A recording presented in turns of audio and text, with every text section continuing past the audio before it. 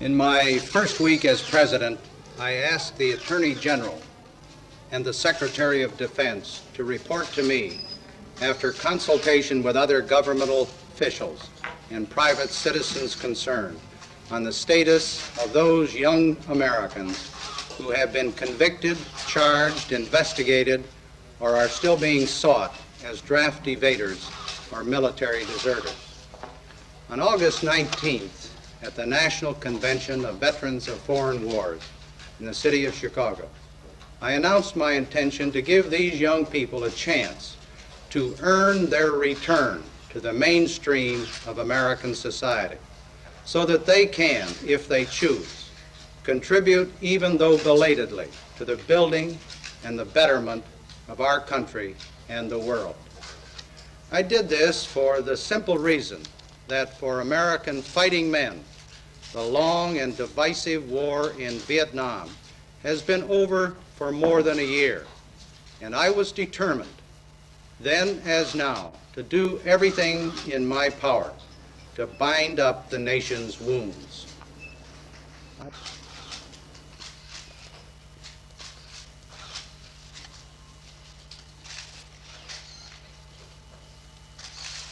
Thank you very much.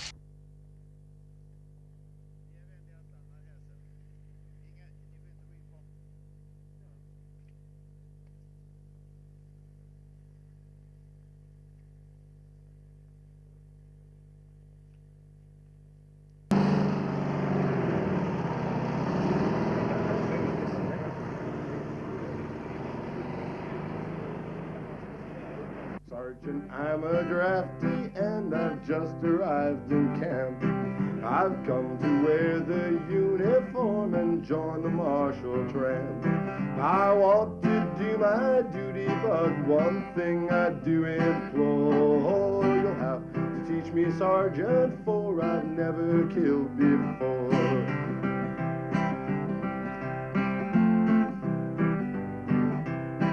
Now there are rumors in the camp about our enemy.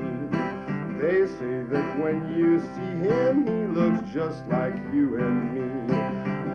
På engelska. Okay. Oh, but Dieter wants to sing Jag må han leva too. Ja, men det får han ju göra efteråt. Okay. Ja, Okay. du med. That's Should we sing Happy Aren't you Birthday gonna light today? candles? Happy birthday to you. Happy birthday to you. Happy birthday, dear Daddy. Happy birthday to you. And now we have to sing Jag må han leva because that's fun. Well, it puts me in a position of saying that I'm wrong and that they were right, and I don't think they were right. If I go back now, I have to swear an oath of allegiance to the government and the Constitution. And since I've already done that once upon going into the Army, it implies that I've been disloyal to the United States, and that I am coming back and saying, well, I was wrong, and I will swear loyalty to the United States again. And it's not my position. I don't agree with it. I don't think I was wrong. I think I did the right thing. You say, I think I did the right thing, but many people think that the war in Vietnam was a war supported by the American government and by Congress. So to them, it means that you were unloyal to the country. Well, I mean, Congress never had anything to do with it. It was a police action that was declared by the president by himself. He decided that we were supposed to send troops over there. Congress never voted on to send troops. They just voted to allow the president the money to continue in the defense budget, to continue the defense actions which he was theoretically supposed to be taking care of. But they never voted. They never called it a war. It's not, legally speaking, it's not a war. Do you miss being able to go to the United States? It irritates me more than anything, not being able to go back if I want to. It's a funny feeling. It's not that I don't really feel any strong urge to go back.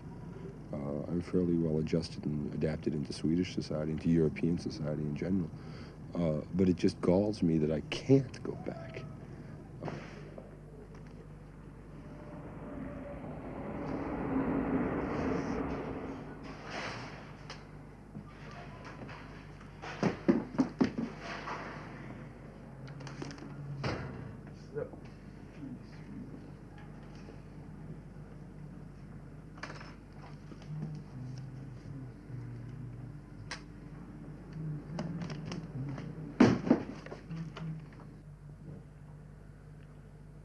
I decided to desert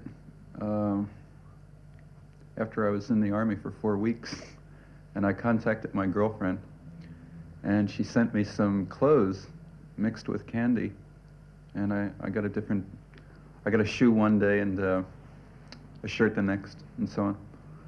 And I just walked off the base and took a bus to Philadelphia, where I used to live, and then went to Canada. And we had a really hard time in Canada because Americans own a lot of the factories and so on there, so it was hard to get a job. And it was so bad that after a year we left for Sweden. And it was hard here too, but for the first couple of years. Did you miss your own country during those years? Oh, very much. I tried very hard to adapt to Swedish life, but it was difficult because the people here are a lot different than the people I used to know. Now there is an amnesty. What are you going to do? I'll go back to San Francisco, and I've never been on the west coast of the States, so that'll be a whole new life for me. And I'll have to work in a hospital, of course, but at night I'll hope to finish university that I started before. Bord op rechts. Kijk eens, kijken.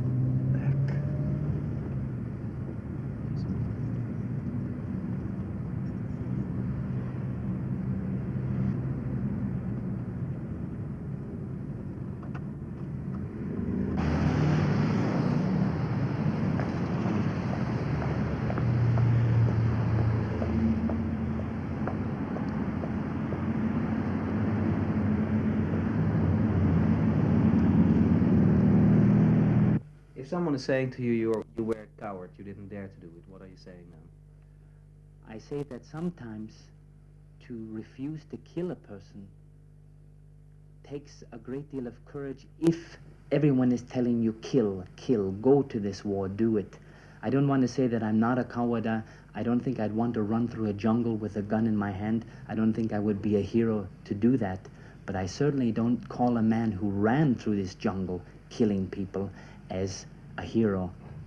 So we were talking about the boys that went and their feelings, and you know it better than many other people because you are working with veterans. What became of many of them? My feelings with him were 100% correct, and I think that he did the right thing. Did everybody in your surroundings react like that? No, my mother was against this because she wanted her boys home, her grandson. Yeah. And she felt that his duty was to America. Yeah. Because he was born and raised there. Yeah. However, I had different meaning, and I felt that what he would do, what he would choose, he had the wise decision to make himself. Many of them, because they did serve in this Vietnam War, have become addicted to dope and to alcoholism.